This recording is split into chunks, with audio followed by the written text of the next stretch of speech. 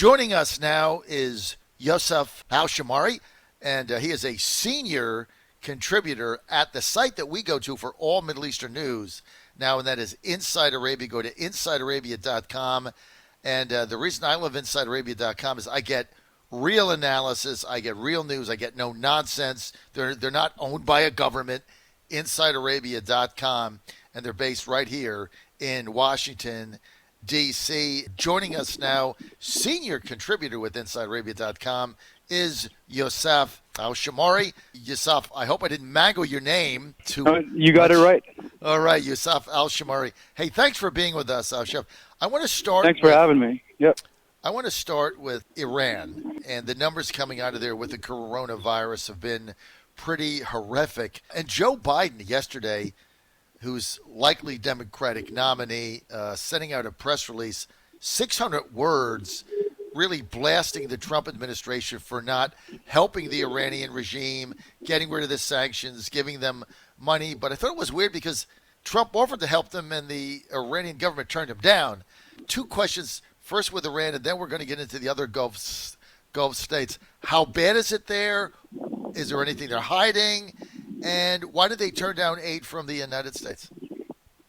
Well, we can start off with very poor infrastructure to begin with when it comes to all these deaths and just the not enough manpower in hospitals handling the situation when it comes to all these coronavirus patients.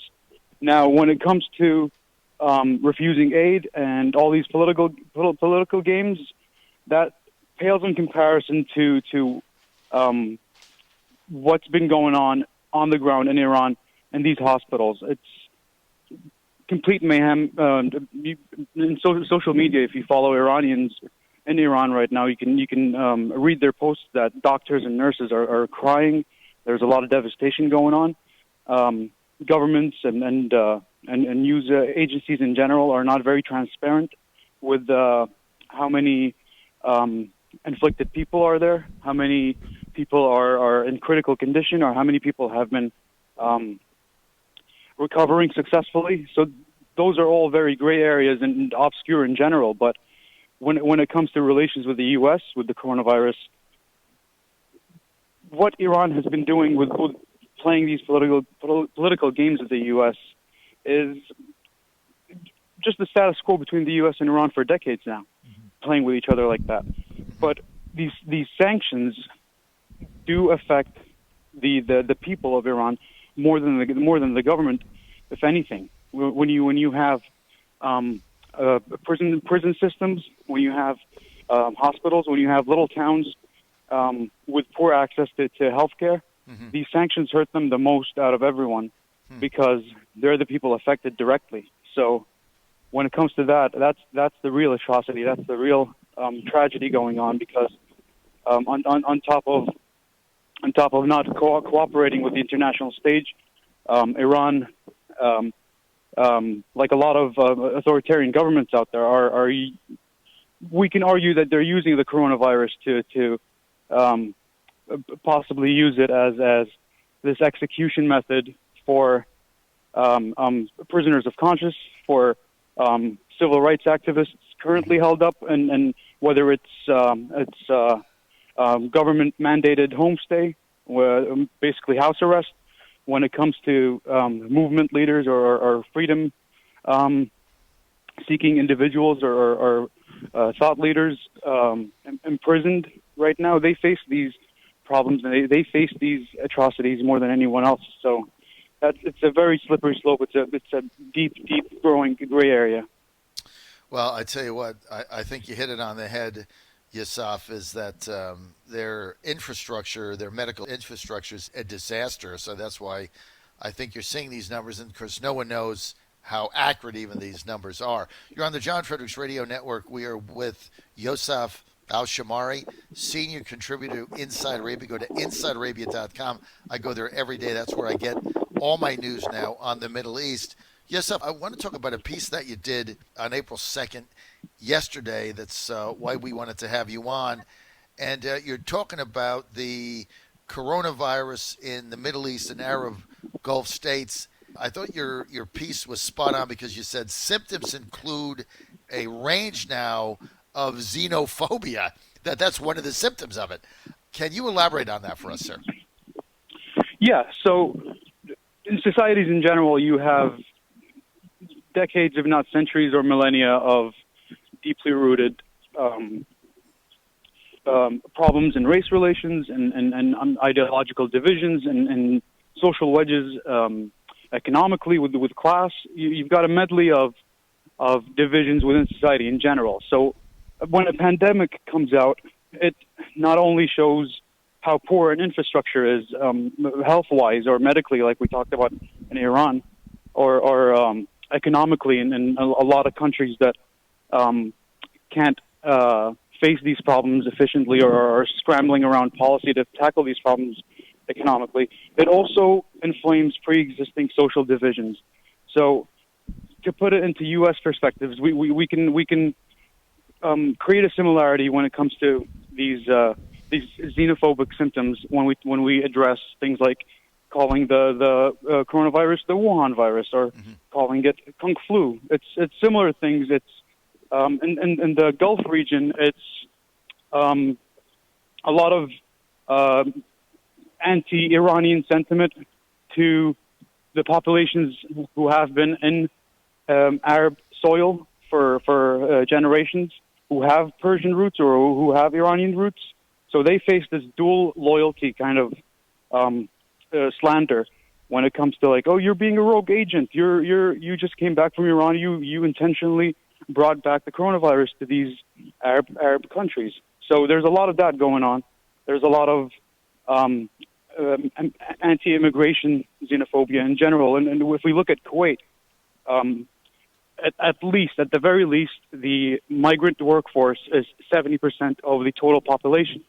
So that's well more than half than the Kuwaiti citizen population. And those people are basically the infrastructure of the country. So when you have politicians in parliament or members of the media calling out for mass deportations or calling out for Egyptian workers or Indian workers or Sri Lankan workers to be isolated in the outskirts of the desert and warehouses and these, to be frank, subpar conditions, when the Kuwaiti citizen or the Saudi citizen or the Bahraini citizen gets the Ritz-Carlton treatment, basically, in quarantines in a 5-star hotel, there's definitely class going on there. There's definitely this, you're not good enough to be treated as fine as we would treat a citizen here. So there's a lot of that going on. Let me ask you this, Yousef. We're with Yousef Alshamarri, senior contributor Inside Arabia, talking about the coronavirus now in the Middle East. Let's take a country like the state of Qatar, which has 250,000 residents, and 2 million people live there. So the other 1.5 million are migrant workers. Are they caught up in this whole thing? How does that work? It's almost inevitable to be caught up in this thing, in the same way that it's inevitable that societies and from the government and public sectors, people are rallying up to protect each other, to take care for each other. So we have things that are happening that are very heartwarming, and there's a lot of light and goodness to it. But of course, that's not the total truth of reality, and we also have the dark side. So we have a large population of Southwest Asia or South Asian workers in Gulf states. One of the pictures that you put up in your piece, and it's try to describe this on the radio, is in Saudi Arabia, immigrant mistreatment, you said, empowered by the virus, was also present, and you said that Saudi Aramco, which is the world's most profitable company, went viral with a picture of a Southeast Asian worker dressed as a hand sanitizer, basically walking around in a hand sanitizer box that people could then go and I guess sanitize their hands. Is that just one-off, or is that now common there? It's unfortunately more common than people would like to admit. That atrocious incident was extremely dehumanizing. If you look at the photo itself, you can just see the man is almost irresponsive, not looking at the lens, not looking at the camera, looking downwards, and probably just thinking like, when will this day end, and when will this work day end, so I can get out of here. But this is pretty common. It's not a generalization on the people of Gulf Arab states, but this is systemically common. This is a trait that has been there for decades now. This looking down on foreign workers when they are, quite frankly, the backbone to a lot of industries. Right. Well, especially some of these countries in the Middle East. You had one other quotation here from a gentleman who is Egyptian, from a Kuwaiti programmer who has a following of about 30,000 people on Twitter. And he said, Kuwaitis are afraid of getting the coronavirus from an Egyptian, but they have no problem contracting it from another nationality. So he said even the racism is exceptional here in Kuwait. I think to your point with your article, the coronavirus, the response to it in the Middle East is spurring on additional xenophobia, racism, things of that nature, Yousef. I've got a question here from one of our listeners, Den in Chesapeake. He says, could you please ask your guest what he has to say about why the nation of Iran has been hit so hard with the CV-19 virus? Why Iran? Well, they've been hit so hard. The most basic and the most apparent cause for how hard they've been hit is that they have very poor infrastructure. They don't have the economic means to take care of themselves medically or health-wise, and they do have a large population on top of all of that. So they've got around 80 million people in Iran, and there was a foreign affairs article that came out yesterday by an Iranian professor who said the possible death rate could surpass the Iranian death rate during the 1980s Iran-Iraq war. So it's that serious when you have that large number of people with poor infrastructure who are getting sick on a fast-growing rate and want to access a hospital, but the hospital has, let's say, 30, 40, 50 beds, but there's 1,000 people outside waiting for treatment. That's not exactly the most pristine conditions for that. And another reason is they are truly suffering from the sanctions, from the U.S.-based sanctions on Iran. That adds on a mountain of economic pressure for them to ramp up any form of economic stimulus to pay or buy or engage in global trade when it comes to their needs and their necessity to take care of this medically. So it's not a double-edged sword, because both edges of the sword are against Iran right now when it comes to this. You're on the John Fredericks Radio Network, Trucking the Truth Across America. I'm with Yousef Alshamarri. He is a senior contributor with InsideArabia.com. Go to InsideArabia.com. You want to bookmark that. That is my number one source for news and information in the Middle East. I go there every day.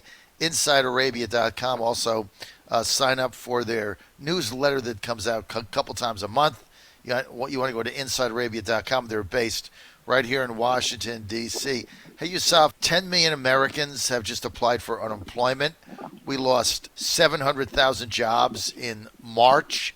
How is this virus going to affect the economies of some of these Middle Eastern states? Well, we can already see that with oil prices. And I was just talking to a friend yesterday, and then the amount of disbelief back home in Kuwait, where I'm originally from, one of the main players of the oil industry worldwide when it comes to production and sales. There's a lot of shock about the price falling down that low in such a fast amount of time, real quick amount of time, and more devastatingly, such a short amount of time as well. And how this translates to international, global economic relations, I think there are a lot of forces within OPEC right now who are trying to deal with that, but I'm doubtful of their success. Saudi Arabia issued yesterday a royal decree to sit down with the other members of OPEC and mainly have a conversation with Russia about this oil price gouging issue, and in terms of the U.S. to read that the unemployment rate is now almost 4.5%, and to see over 10 million people in less than a month apply for unemployment. That's 2 weeks. 2 weeks. Yeah, that's wild. That's insane for that amount of people to be out of a job and no security economically whatsoever. God knows what conditions they're facing on an individual level, whether it's a single parent, whether it's a student who can no longer afford tuition, whether it's a family of 4 or 5 who now have lost income from both parents or both guardians. That's right. We can't imagine what's happening on the individual level right now with a lot of people feeling lost, feeling uncared for. So it's quite devastating on a global level. Well, I tell you what, 10 million people filing for unemployment in the United States in 2 weeks, 6.6 million yesterday, the highest the United States ever had of people filing for unemployment, Yousef, was 600,000, and that was at the height of the 2008 crash when the gangster banksters on Wall Street destroyed the economy and then took the bailout and ran off with it. But so it was 10x or worst time ever. So these are unbelievable numbers. We have to get out of this fast. And but my final question is, how did oil prices drop to $19 a barrel when the Saudi government needs $80 a barrel to balance their budget? Like, how do you go from 80 to 19 in basically 6 weeks? How do you do that? Well, I suppose it happens in a pandemic, if anything else. And another thing is, perhaps we could speculate that to these financially powerful countries like that, it's something that they can tackle, perhaps not entirely, but we can speculate and assume comfortably that they have reserves. They have financial reserves that can take care of them in a crisis like this. But it is unprecedented. Time will tell what these oil powerhouses in the world and everyone who engages with them, how it affects them, like we talked about on an individual, family, single person level, and how it affects a society as a whole. Only time will tell. Okay, we're out of time for this segment. I really want to thank Yousef Alshamarri for being with us originally from Kuwait. Now, Yousef, you're in Washington, right? Yep. So you're in lockdown with us in Washington, D.C. I feel like it's escape from New York, right? And then when you go out for a walk, I mean, it's eerie, isn't it? Isn't it been eerie to see all the streets empty? It's just kind of eerie, isn't it? Yeah, the only creatures I talk to these days are the pigeons outside my window. And I really miss my morning routine of going to my local coffee shop and getting just a sweet cup of espresso. I know. Now you have to do it in the confines of your own home in Washington, D.C. and other areas. Okay, Yousef, thanks for being with us. He is senior contributor, Inside Arabia. Go to InsideArabia.com, also based in Washington, D.C., so we're all there with nothing to do, InsideArabia.com. Your source for accurate news on the Middle East. Hey, it's not owned by a government. That's a pretty good thing. Inside Arabia. Thank you, Yousef Alshamarri, for being with us. Go to Thank you for having me. Go to InsideArabia.com.